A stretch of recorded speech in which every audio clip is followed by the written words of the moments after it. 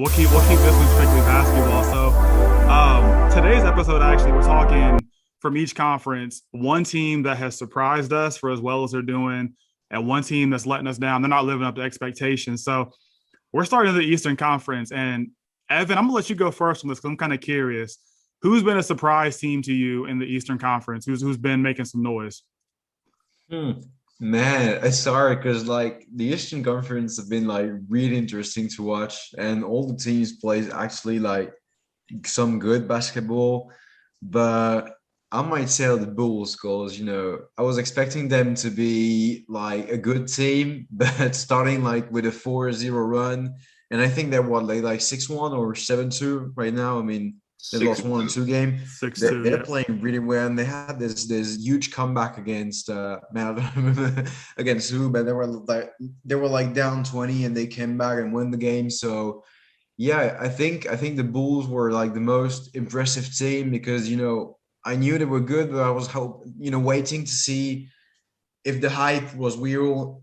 Sorry, if they were able to play some great basketball, and I mean, so far they did. So yeah, shout out to the Bulls. But there's so many teams in the Eastern Conference we can talk about. What's really funny to me about the Bulls, though, actually, is I saw when they started out 4-0.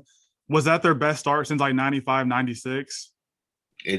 I believe so. I think it was maybe 98, if I'm not Yeah, mistaken. Yeah. that seems It's been a super while. weird to me for as good as like those Bulls teams were, like with Derrick Rose and all those guys. Like that seems really weird because 4-0 doesn't really seem like crazy, but I guess I don't know. I don't know. What do you guys think about that?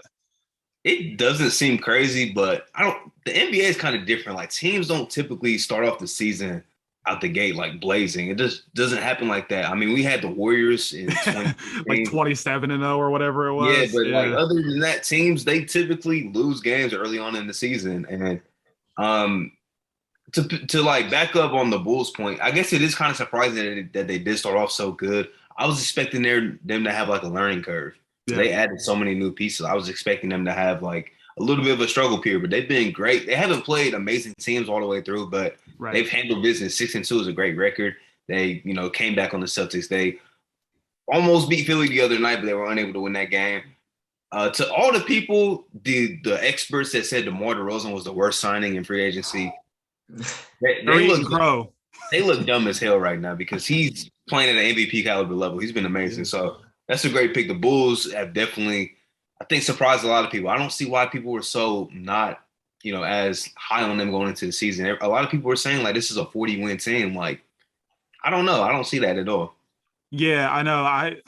They were pretty high on my list, I think, when we did our ranking. So yeah, I'm not really too surprised by the Bulls, but who would be your team you're surprised by, Tyreek? There's a few. I'm gonna go with Philly. I'm gonna go with Philly, man. Um, really the entire Eastern Conference is like upside. It looks weird.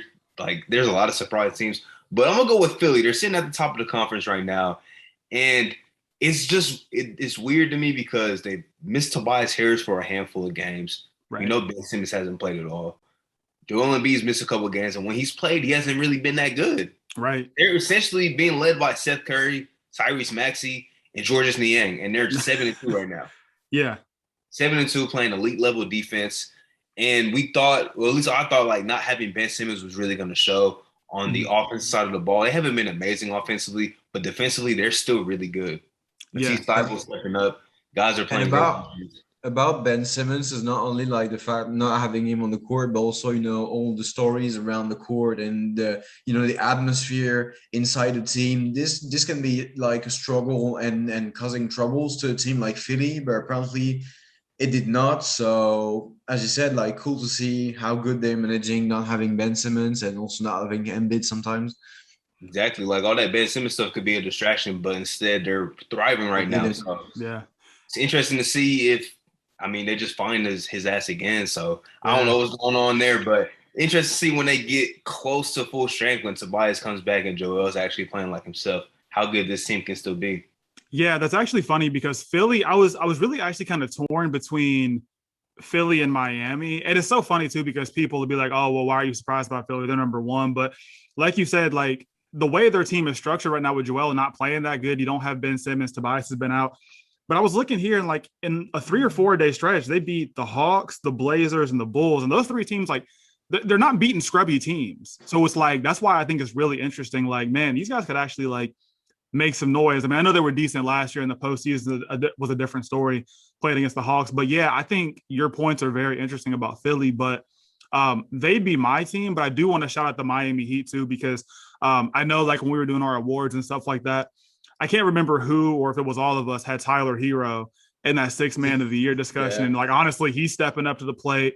Kyle Lowry, he's been a decent addition to their team. So I mean, Miami, you got to look at them too as one of the teams, and I know they're number 2. So like I said, people will be like, well, you have the 1 and 2 and 3 teams, but I mean, the East is so wide open. I feel like because Brooklyn, I kind of think they're starting to.